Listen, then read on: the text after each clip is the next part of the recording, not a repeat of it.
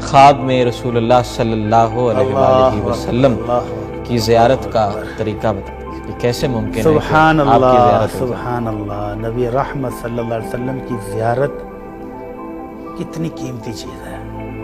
کون خوش نصیب تھے وہ جن کو یہ ہر روز حاصل ہوتی تھی، اور ان کا مقام، ان کا شرف اور ان کا مرتبہ بھی تو دیکھیں۔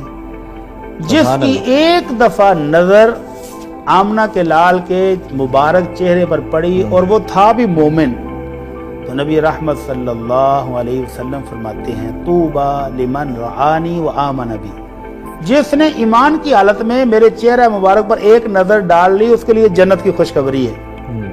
اور فرمایا جو خواہشیں رکھتا رہا دیکھ نہیں سکا اور ایمان لے آیا ہے اس کے لیے جنت کی 7 مرتبہ خوشخبری ہے۔ سبحان اللہ۔ تو یہ نبی رحمت صلی اللہ علیہ وسلم کا دیدار، آپ کی زیارت بہت خوش نصیبی اور بہت بلند مرتبے کی دلیل ہے جی۔ تو آپ نے فرمایا من رعانی فی المنام فکأنما رعانی فی الیقظہ، جو بندہ مجھے خواب میں دیکھ لے وہ ایسے ہی ہے جیسے اس نے مجھے بیداری کی حالت میں دیکھا ہے۔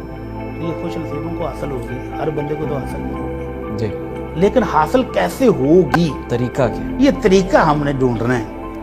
طریقہ یہ ہے کہ دنیا میں کسی شخص کے ساتھ محبت ہو، بندہ کملہ نہیں ہو جاتا، پاگل نہیں ہو جاتا اس کی محبت میں۔ اس جیسا لباس، اس جیسے جسم کے حلیہ، سارا اس کی جیسے اس کی ڈیمانڈ ہو ویسے بناتا ہے۔ زندگی میں خوشی اور غم جس طرح وہ چاہتا ہے محبوب اسی طرح وہ کرتا ہے۔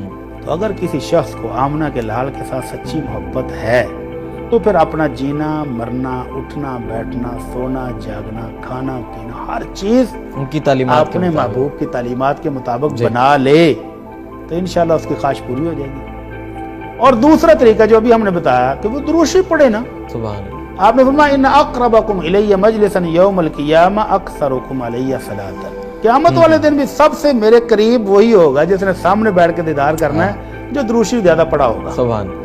تو آج دروشی پڑھے نا، اس نیت کے ساتھ پڑھیں، اور اللہ کے رسول کی گارنٹی ہے کہ اللہ ہر مشکل آسان کرے گا۔ تو یہ مشکل ہی ہے کہ آج کے دور میں زیارت ہو تو خواب کے ذریعے اللہ زیارت کرائے گا، یہ خوش بختی ہوگی۔ یہ تو اس کے لیے دروشی پڑھے نا دل لگا کے، اتنا پڑھیں کہ اس مالک کو بھی اپنی رحمت جوش مارے اور کر لے دیدار۔